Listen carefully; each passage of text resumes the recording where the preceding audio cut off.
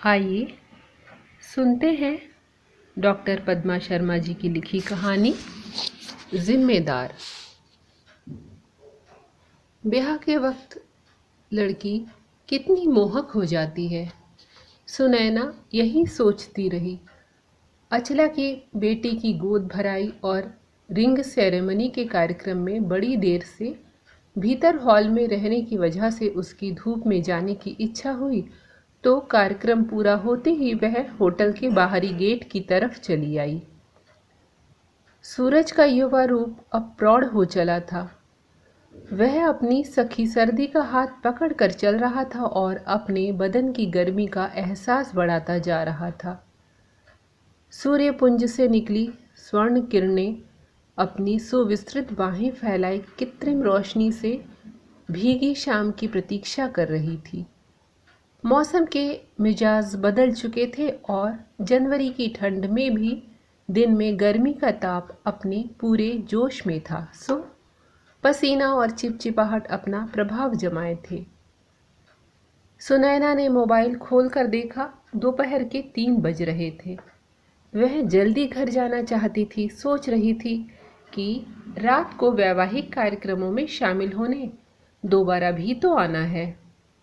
सुनैना ने अचला से जाने की इजाज़त मांगी तो उसने आग्रहपूर्वक कहा, भोजन शुरू हो रहा है, कहाँ जा रही हो? तुम खाना खाकर ही जाना। बल्कि ऐसा करो कि जीजा जी और बिटिया को भी बुला लो। सुनैना अचला के आग्रह को टाल न सकी। पति ठहरे पुलिस विभाग में एक महत्वपूर्ण पद पर, उन्हें तो यूं अचानक फुर्सत मिलनी मुमकिन नहीं। इसीलिए उसने अपनी बेटी को आने के लिए फ़ोन कर दिया। बेटी ने कहा कि मैं अपनी स्कूटी से आ रही हूँ मम्मी, आप बाहर मिल जाना, मैं कहाँ आपको ढूंढती फिरूंगी। सुनैना और अचला बचपन की सहेली हैं। सुनैना के पति जब से इस कस्बे में आए, यहाँ रह रही अचला जो उसकी स्कूल के ज़माने की सहेली थी, उससे मित्रता और भी अधिक प्रगाढ़ हो गई। अचला की बेटी की शादी आई तो वह वैवाहिक निमंत्रण पत्रिका लेकर अपने पति के साथ सुनैना के घर आई और बचपन की तरह चक-चक करते हुए कहा था, आजकल फलदान और गोद भराई की रस्म विवाह वाले दिन ही कर ली जाती है। रिश्तेदार व मेहमानों को भी बार बार आने जाने की परेशानी खत्म, तो साथ में धन और समय की भी बचत। सुनैना ने भी तपाक से कह दिया था, हाँ, समय की कमी सभी रिश्तों और सांस्कृतिक उत्सवों का आनंद और मिठास सोखती जा रही है। पहले शादी ब्याह की तैयारी 1-2 माह पूर्व से होने लगती थी। लगन से ढोलक की थाप और गीतों की मधुर लय गूंजने लगती। इस धूमधाम में रिश्तेदार 1 माह पूर्व से सम्मिलित होने के लिए आ जाते थे। पर अब तो विवाह एक दिन का ही उत्सव बनकर रह गया है, गुड्डे गुड़िया के खेल जैसा झटपट विवाह। इसीलिए अपन ने भी बस 2 दिन का उत्सव रखा है। 3 दिन आप सबको वहीं रहना है। अचला के जाने के बाद सुनैना ने कार्ड देखा। कार्ड की वैरायटी देखकर ही विवाह की भव्यता का भान हो जाता है। होटल का नाम, भोजन की विविधता रईसी के मानक बन चुके हैं। सब तरफ दिखावा और उससे उपजी अनुपयोगिता मोह भंग कर रही है। रिश्ते और रस्मों का बाजारीकरण हो चुका है। सुनैना आज सुबह ही यहाँ आ गई थी। बेटी के आने की प्रतीक्षा में वह होटल के बाहरी गेट पर जा खड़ी हुई। तभी एक मिनी बस आकर गेट के ठीक सामने रुकी। बस में से सबसे पहले एक अधेड़ उम्र की महिला उतरी। वह लेगिंग और टॉप पहनी थी। उसने पीछे को हाथ करके अपने बालों का जूड़ा बनाया और सुनैना के पास आकर पूछने लगी, अचला मैडम की बेटी की शादी यहीं हो रही है क्या? सुनैना ने हाँ कहा तो उस महिला ने बस की खिड़कियों से झांकती लड़कियों को इशारा किया। फिर तो रेला सा लग गया। बस से एक लड़की, दूसरी लड़की, तीसरी लड़की, पूरी 15 लड़कियां उतरी। उन सब लड़कियों ने जीन्स टॉप, लेगिंग, जैगिंग और लंबे कुर्ते व टॉप पहन रखे थे। सब की सब मॉडर्न लड़कियां। उनके बाद एक एक कर 10 लड़के भी उतरे। सुनैना सोच रही थी कि इतने लड़के लड़कियां क्यों आए हैं। अचला ने विवाह की पूरी प्लानिंग उसे बताई थी। ऐसी तो कोई प्लानिंग उसे याद नहीं आई जिसमें बस से बहुत सारे लड़के लड़कियां आना हो। उधर उस महिला ने लड़कियों की गिनती की 13, 14 और 15। अब तक बस का क्लीनर और 2 लड़के बस की छत पर चढ़ चुके थे और वहां से बैग नीचे फेंक रहे थे। लड़कियां अपना लगेज पहचान पहचान कर लेती जा रही थी। व्हील वाले बैग, व्हील वाले सूटकेस, कैरियर बैग लड़कियां संभालती जा रही थी। सुनैना की बेटी स्कूटी से आ गई थी। वह उसे साथ लेकर होटल में भोजन करने चली गई। किसी ज़रूरी जांच पड़ताल में पति की ड्यूटी होने के कारण रात को भी सुनैना ने अकेले ही होटल में कदम रखा तो उसकी आंखें चौंधिया गईं। दूधिया रोशनी के आवरण में होटल नई नवेली दुल्हन के परिधान सा लग रहा था। ऐसा लग रहा था कि चांद भी आज मेजबानी कर रहा था। महिलाएं महंगे परिधान और मैचिंग की ज्वेलरी में सजी संवरी खड़ी थी। दिन में यहाँ गर्मी थी पर अब रात को सर्दी अपनी आमद बना चुकी थी। ऐसा लग रहा था कि कहीं बर्फबारी हो गई है जिसके कारण यहाँ की हवा में ठंडी खुनक तैर रही थी। हालांकि महिलाओं और लड़कियों के परिधान सर्दी की बजाय गर्मी का एहसास दिला रहे थे क्योंकि उन्होंने गर्म शॉल और स्वेटर नहीं पहना था बल्कि ज़्यादातर तो ऐसे कपड़े पहनी थी जिनमें से उनके बदन की झलक दिखाई देती थी। कुछ बुजुर्ग महिलाएं अपना अधिक समय अलाव के पास बिता रही थीं और अपने ज़माने को याद करती हुई कह रही थीं कि पहले तो घर में ही ब्याह हो जाता था। ज़्यादा ज़रूरत पड़ी तो पड़ोसियों के घर के कुछ कमरे ब्याह शादी के दिनों में खाली होके मिल जाते थे। यह सुनती हुई सुनैना कहना चाहती थी कि सभ्यता ने कई पड़ाव तय किए हैं। सभ्यता के साथ साथ संस्कृति भी बदलती चली गई। फ्यूजन का जमाना चल रहा है। रीति रिवाजों और त्योहारों का बाजारीकरण मन मस्तिष्क पर हावी होता जा रहा है। कुछ नया करने की ठसक में व्यक्ति कठपुतली बनता जा रहा है। विवाह में नई नई प्रक्रियाएं आपसी गहराई और आत्मीयता के बजाय दिखावे की दुकान लगने लगी हैं। वाहवाही लूटने और प्रचार पाने के लिए कोई आसमान की ऊंचाई में उड़ते हवाई जहाज में विवाह रचा रहा है तो कोई पानी की गहराई में, कोई रिसॉर्ट में शादी कर रहा है तो कोई महल या किले में। उसने देखा मुख्य द्वार पर घर का मुखिया नहीं वरन 2 लड़कियां खड़ी थीं। दोनों लड़कियां गहरे नीले रंग की सुनहरे बॉर्डर की साड़ी, आसमानी नीला धारीदार ब्लाउज पहने थी। सुनैना ने गौर से देखा ये तो उन्हीं लड़कियों में से थी जो बस से उतरी थी। उनमें से एक लड़की गुलाब के फूलों की ट्रे पकड़ी थी। दूसरी लड़की हर आगंतुक को गुलाब का एक फूल भेंट कर हाथ जोड़कर अभिवादन करती और चेहरे पर मीठी मुस्कान बिखेर कर कहती, आइए, वेलकम। वेलकम का भार मधुर मुस्कान के समतुल्य ही था। प्रतिस्पर्धात्मक जीवन की दौड़ में सब भागते नजर आ रहे हैं। रिश्तेदार तो रूठ कर रिश्तों में दरार डालते हैं। इस सोच के साथ शादियां अब रिश्तेदार, समाज और पास पड़ोस के हाथों से हटकर वेडिंग प्लानर के हाथों में चली गई हैं। सुनैना ने अंदर प्रवेश करते ही देखा कि गहरे नीले रंग की साड़ी पहने 2 लड़कियां हाथ में ट्रे लिए खड़ी थी जिनमें पालक व पनीर के पकौड़े, तले हुए पनीर के टुकड़े जैसे कुछ स्टार्टर रखे हुए थे।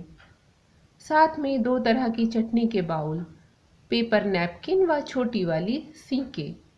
आगंतुक को देखते ही उनके चेहरे पर मुस्कान फैल जाती और आगे बढ़कर ट्रे उनके सामने कर देती। मैदान में भी अंदर अटेंडर के रूप में लड़के भी हाथ में ट्रे लिए इधर से उधर आगंतुकों को अटेंड कर रहे थे। काले रंग की शर्ट और नीले रंग की पैंट पहने अनेक लड़के भी हाथों में ट्रे लिए सबको खाने पीने की चीजें सर्व कर रहे थे। आगंतुक को देखकर उनके चेहरे पर 90 डिग्री की मुस्कान फैल जाती और वे सर, मैडम के संबोधन के साथ उन वस्तुओं को लेने का आग्रह करते। वरमाला के बाद सभी फोटो खिंचवाने स्टेज पर जा रहे थे। अचला सुनैना को भी साथ ले गई। कितने अमूल्य होते हैं वे क्षण जो कैमरे की रीलों में कैद हो जाते हैं।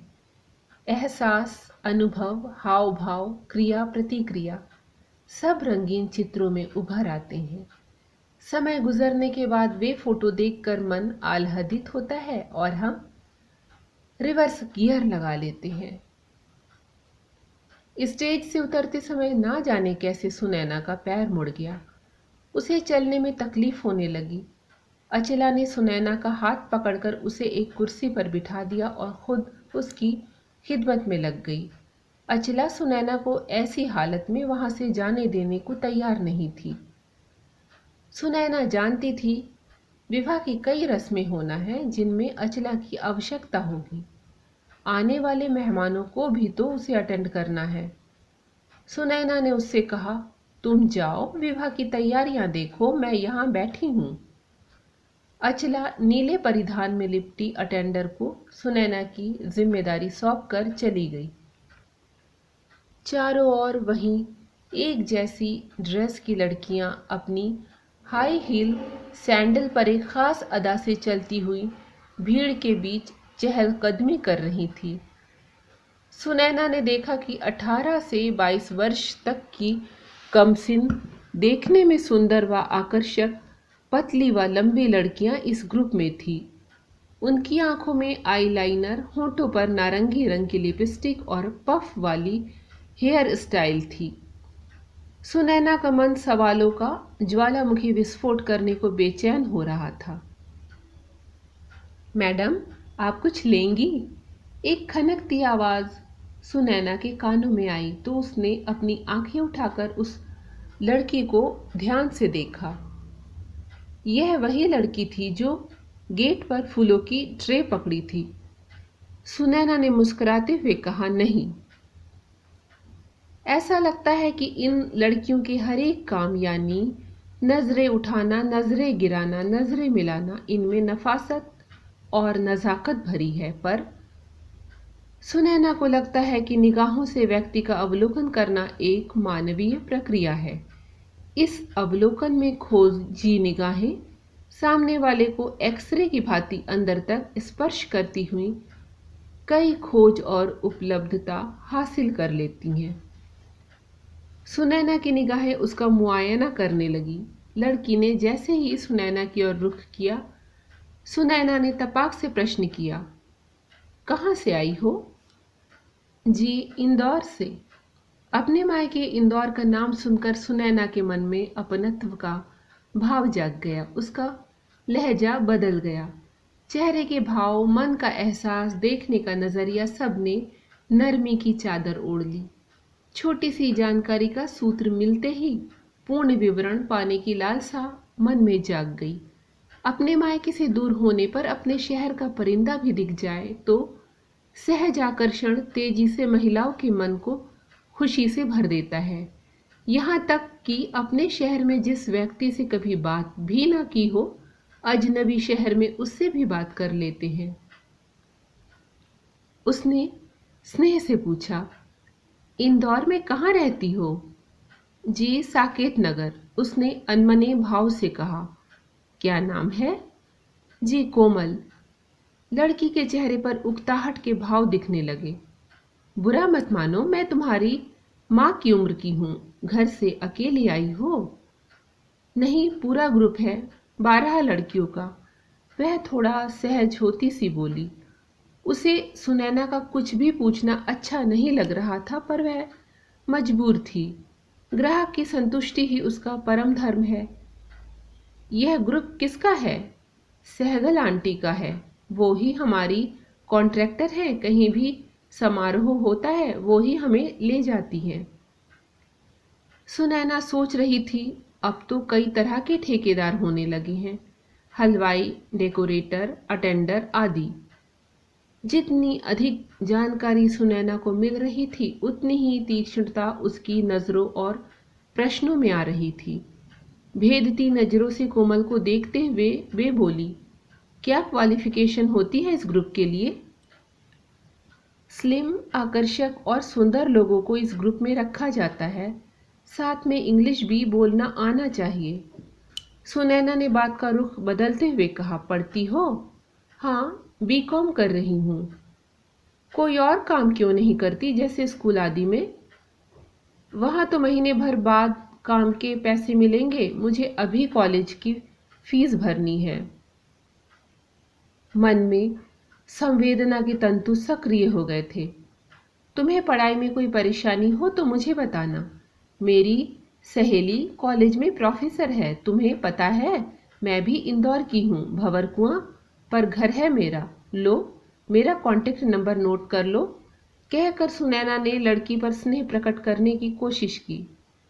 सुनैना को याद आया, अरे मैंने नई सिम ली है, उसका नंबर तो याद नहीं।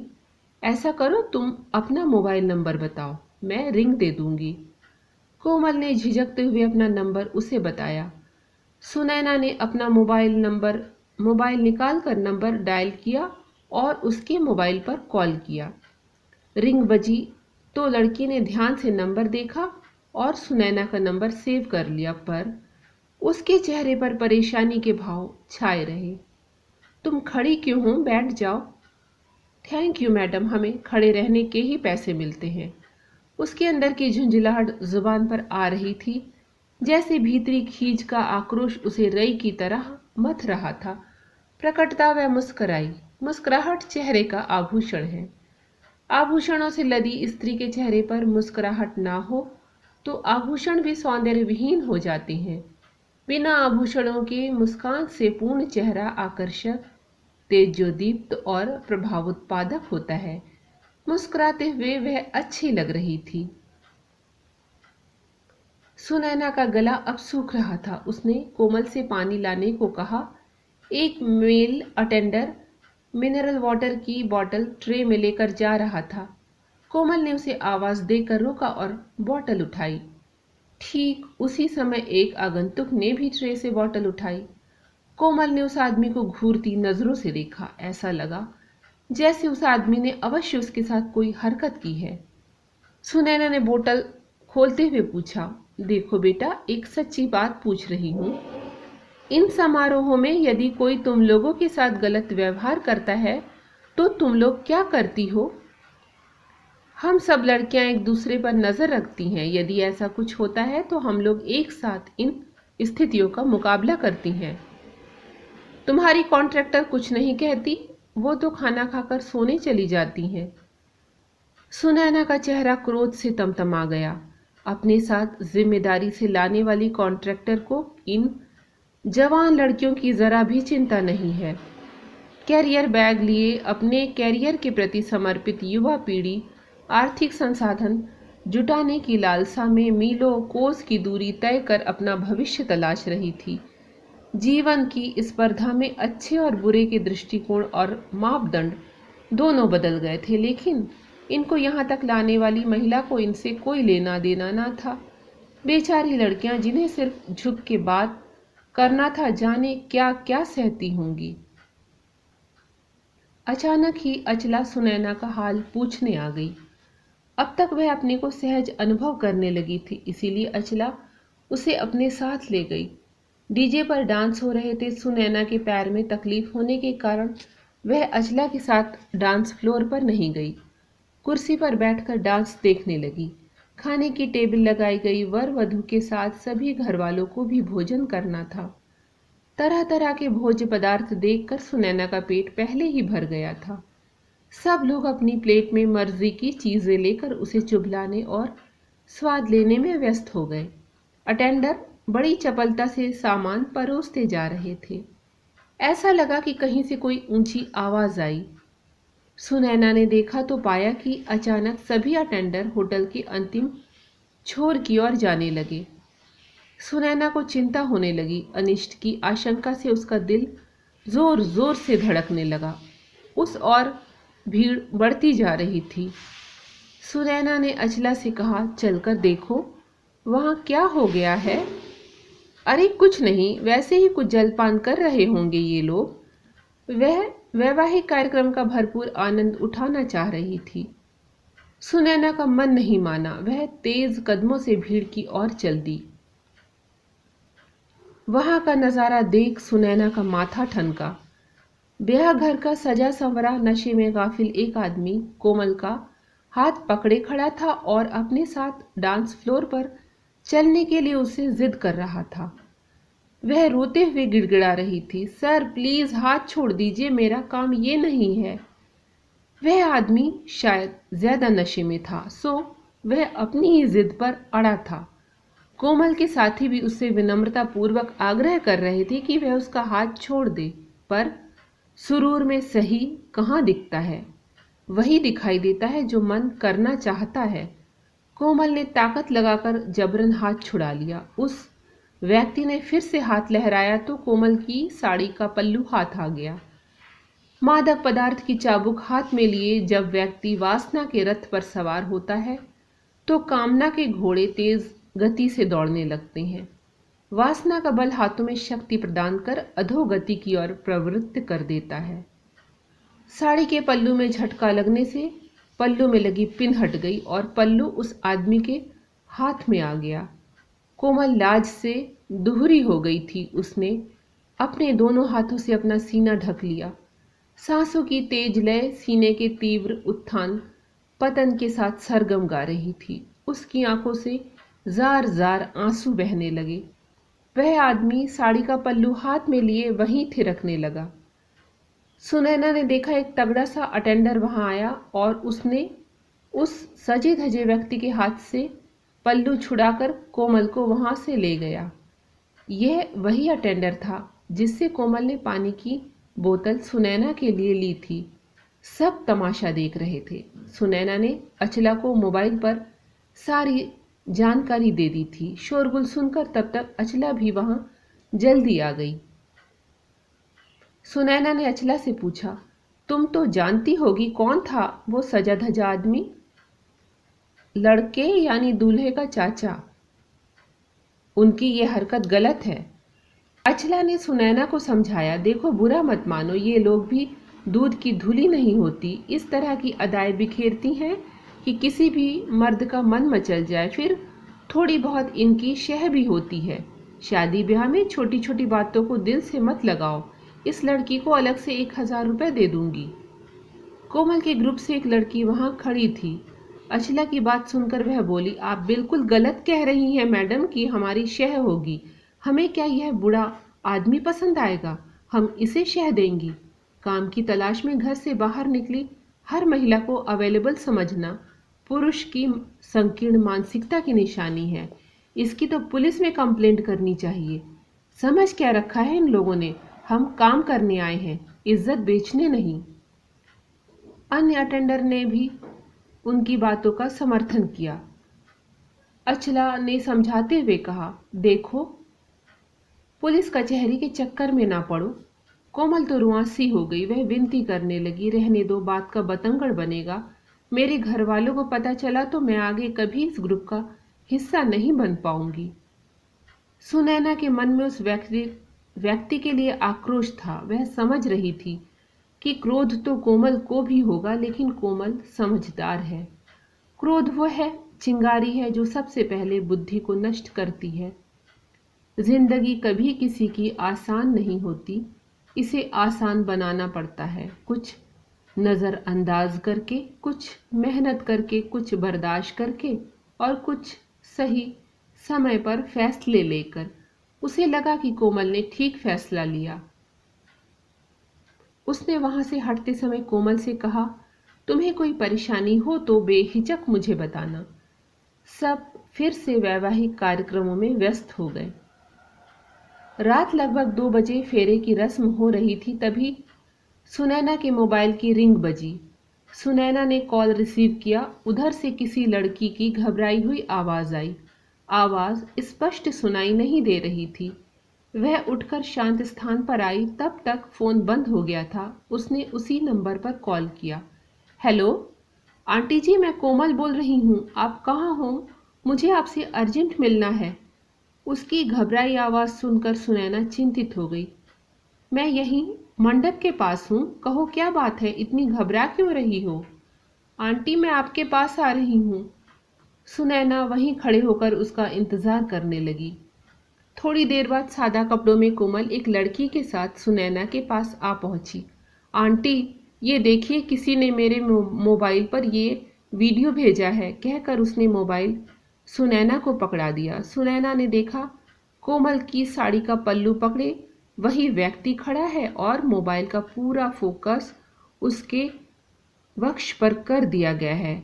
वीडियो के बाद उसमें लिखा था, तुम यदि चाहती हो कि यह वीडियो आगे ना फैले तो होटल के रूम नंबर 131 में चली आओ। उसने कोमल को समझाया, तुम चिंता मत करो। एक पल को सुनैना ने सोचा अचला को बताया जाए, लेकिन रुक गई।